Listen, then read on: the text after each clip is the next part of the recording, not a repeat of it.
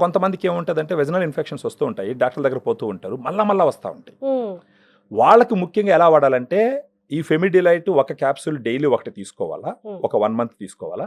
తర్వాత ఒక 6 మంత్స్ పాటు ఎప్పుడెప్పుడైతే మెన్సెస్ అవుతుందో ఆ మెన్సెస్ అయిన ఫస్ట్ డే నుంచి 10 డేస్, తర్వాత ఆ మంత్ మెన్సెస్ ఫస్ట్ డే నుంచి ఒక 10 డేస్, మళ్ళీ తర్వాత మంత్ మెన్సెస్ ఫస్ట్ డే నుంచి ఒక 10 డేస్. ఆ విధంగా తీసుకుంటే గనక వచ్చే అడ్వాంటేజ్ ఏమవుతుందంటే, ఎందుకు మెన్సెస్ అప్పుడే చెప్తున్నానంటే, మెన్సెస్ అప్పుడు బ్లడ్ ఫ్లో ఉంటుంది. ఆ బ్లడ్ ఫ్లో బ్లడ్కి వచ్చి pH 7.4 ఉంటుంది అనమాట.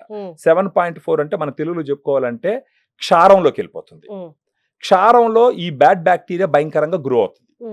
అది ఆమ్లం అంటే అసిడిక్ ఎన్విరాన్మెంట్ లో బ్యాడ్ బ్యాక్టీరియా గ్రో అవ్వద్దు. మామూలుగా వెజనల్ pH మీరు చూసినారంటే 3.8 నుంచి 4.5 దాకా ఉంటుంది. అంటే యాసిడ్ ఎన్విరాన్మెంట్ ఉంటుంది, ఆమ్ల ఎన్విరాన్మెంట్. అది ఎందుకు ఉంటుంది అంటే ఇలాంటి బ్యాడ్ బ్యాక్టీరియా గ్రో అవ్వకూడదని ఉంటుంది. కానీ మెన్సెస్ టైంలో ఈ బ్లడ్ రావడం వల్ల ఆ pH మారిపోవడం వల్ల అప్పుడు బ్యాడ్ బ్యాక్టీరియా అంతా గ్రో అవుతుంది. అందుకనే మామూలుగా మనకి ఎన్నో సంవత్సరాల నుంచి కూడా అంటారు మెన్సెస్ టైంలో భార్యాభర్త కలవకూడదు అని చెప్పేసి. వన్ ఆఫ్ ద రీజన్ వచ్చి ఇదనమాట. సో ఆ మెన్సెస్ టైంలోనే మెయింటెనెన్స్కి ఎందుకు తీసుకోమని చెప్తున్నాం అంటే, ఆ టైంలో అక్కడ ఉండే బ్యాడ్ బ్యాక్టీరియా గ్రో అవ్వడానికి ఈ రక్తం హెల్ప్ అవుతుంది. సో అందుకనేసి ఆ టైంలో ప్రత్యేకంగా తీసుకున్నారంటే ఒక 6 మంత్స్ కనుక ఈ బ్యాక్టీరియల్ వెజనోసిస్ రాకుండా. ఇంకొకటి వల్వో వెజైనల్ క్యాండిడియాసిస్ అంటారు, అది ఫంగస్ వల్ల వస్తుంది.